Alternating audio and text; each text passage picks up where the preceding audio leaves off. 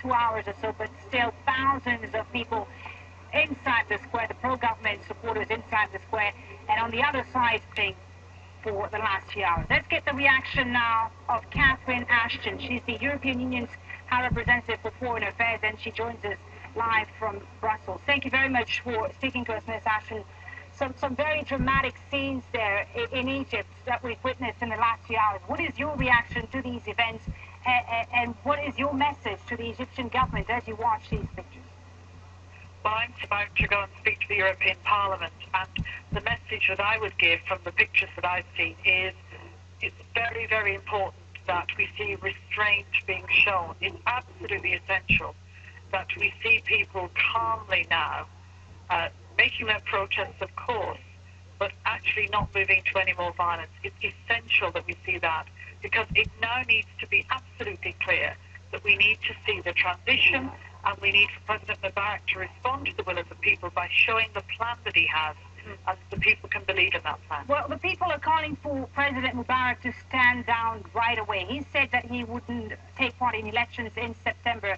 When you say you're calling for Mubarak to listen to the people, are you calling for President Mubarak to stand down now? Pro and anti-government supporters clashing, and the Egyptians army standing and watching this. Clearly, they haven't received any orders to intervene. Otherwise, they would have, I imagine. You know, what do you say to that? The government seems to be letting this happen. It's very difficult, to be honest, to see scenes that are violent and not worry very much for the people who get caught up in this violence. And again, I make the same call that it's very important that we see restraint, we see calm, and the government needs to try and ensure that. That's their responsibility.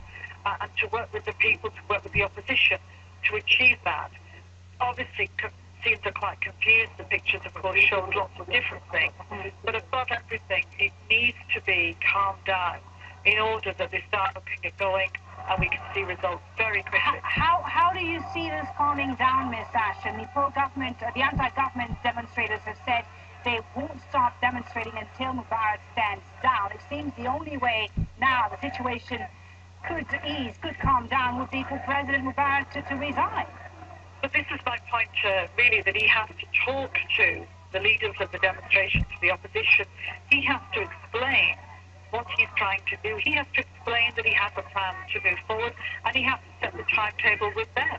He has to do that in order that this demonstration, which absolutely clearly shows respect, that human rights be respected and so on, the job of government in any country is to listen to what people are asking for and to respond to it. They are the guardians of that, the people. Now, for the government to actually try and get restraint in the area and see things move forward as quickly as possible. Are you surprised, Ms. Ashton, at all at how events have unfolded so quickly, not just in Egypt, but also in Tunisia, where it seems that many in the international community have been caught off guard? In fact, the international community, the European Union, the US have been accused of not responding quickly enough to these events unfolding in this region. Well, the Foreign Minister of Tunisia was in my office today, his first visit from outside of Tunisia. He came to the European Union for a reason. He came to us first for a reason, and it was because the people of Tunisia know, and he knows, that we will support them in moving forward with their electoral process, with the constitutional reforms, with support for civil society, not just in these weeks ahead, but in the months and years ahead.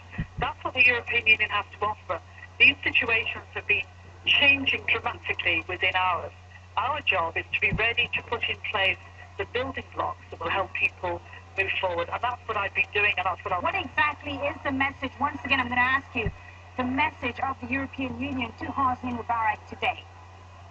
The message to him is, first of all, show restraint. Make sure that on the streets you're putting in place the ways in which we can calm the situation down. He has heard the messages that he is responding to them, that he has in place the process of change.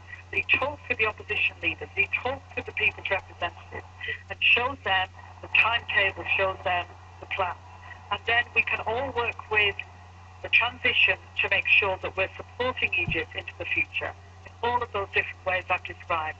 Elections, democracy, the rule of law, human rights, the values we hold dear, combined with the kind of economic and political support we can give. What happens then?